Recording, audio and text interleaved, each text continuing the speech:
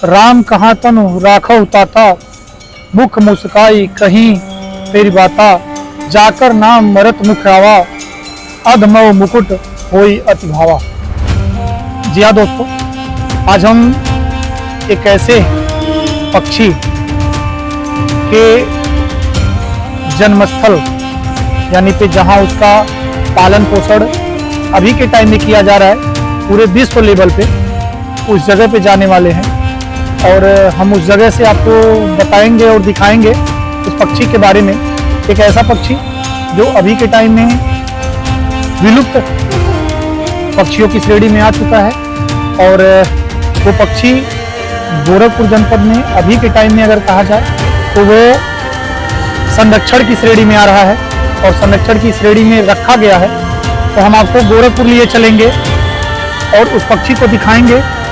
ऐसा पक्षी है जो भगवान रामचंद्र के काम यानी वन यात्रा में भगवान रामचंद्र के उस पक्षी ने साथ दिया था और अपनी सबसे बड़ी आहुति यानी प्राणों की बलि उस पक्षी ने दिया था। जी हाँ, हम बात कर रहे हैं जटायु पक्षी की। जटायु का नाम आपने सुना होगा, हम उसी जटायु की बात कर रहे हैं। वह आज के टाइम में पूरे दुनिया में, भारत में संरक्षण की श्रेणी में है। तो आइए चलिए हम वहीं से आपको बताएंगे और दिखाएंगे पक्षी के बारे में। तो आइए चलिए।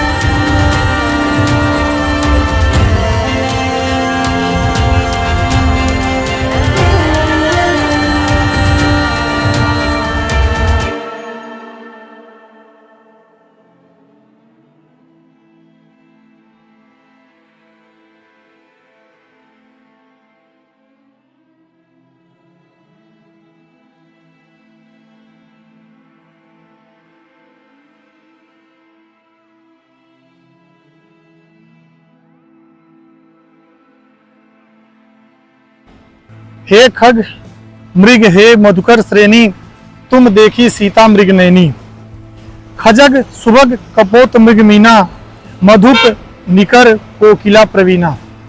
जी हाँ दोस्तों, अब हम उस जटायु संरक्षण एवं प्रजनन केंद्र कंपियरगंज में मौजूद हैं। हमारे पीछे आपको ये बोर्ड दिखेगा।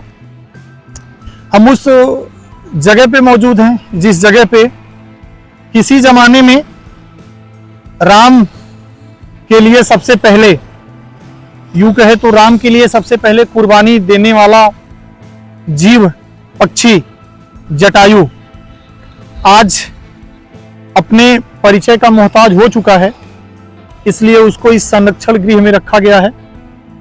नाम तो सब लोग जानते होंगे जटायु का, लेकिन जटायु की जो कहानियां हैं, जटायु के जो किस्से हैं, वो आप लोग केवल किताबों में देखते होंगे, क्योंकि इनकी जो प्रजातियां हैं वो काफ़ी कम हैं, काफ़ी कम संख्या में हैं, भारत में तो ना के बराबर हैं, इसलिए इस संरक्षण गृह में रखा गया है। आप लोग भी देखिए इस संरक्षण गृह को, ये वही जटायु संरक्षण गृह है जो हमारे पीछे आपको दिख रहा होगा।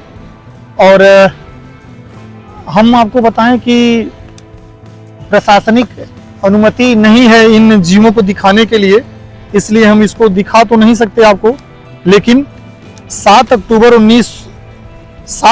2020 में इस जटायु संरक्षण एवं प्रजनन केंद्र का गोरखपुर वन प्रभाग द्वारा उद्घाटन मुख्यमंत्री योगी आदित्यनाथ जी के द्वारा किया गया था। ये निर्माण चूंकि विलुप्त प्राणी गिद्धों की जो प्रजाति होती है वो विलुप्त है, तो उनकी संख्या बढ़ाने के उद्देश्य से किया गया है।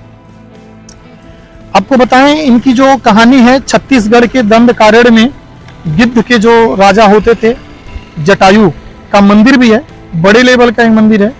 और राम की राह में यानी राम का जो वन था उस राह में सबसे पहली कुर्बानी देने वाले ये जटायु ही थे, जो आज हम लोगों के सामने हैं, हमारी नज़रों के सामने हैं, लेकिन हम आपको दिखा नहीं सकते, प्रशासनिक प्रतिबंधों की वजह से हम इनको दिखा नहीं सकते।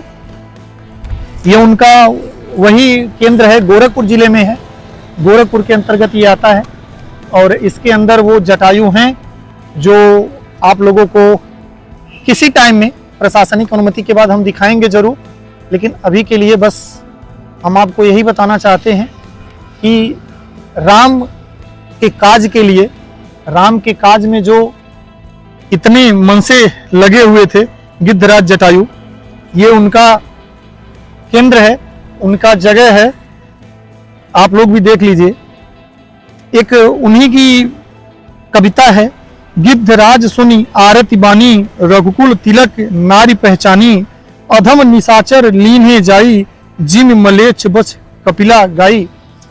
जो गिद्धराज जटायु थे उन्हें लगा कि मरना तो सबको है, लेकिन प्रभु राम की शरण में रह के अगर मृत्यु हो, मोक्ष मिले तो इससे अच्छा और क्या हो सकता है।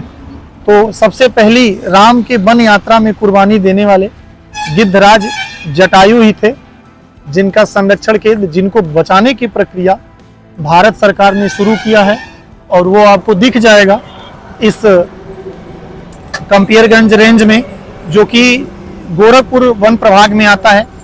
हम उनको दिखा तो नहीं सकते आपको प्रशासनिक प्रतिबंधों की वजह से, लेकिन आप उस जगह को देखिए, ये वही जगह है। और यहाँ पे अंदर 5 मादा और 1 नर जो जटायु हैं उनको अंदर रखा गया है, यानी कुल मिला के 6 इनकी संख्या है। इनकी संख्या बढ़ाने की भारत सरकार कोशिश कर रही है। तो अभी के लिए इतना ही, आगे फिर आपको हम कुछ और दिखाते हैं।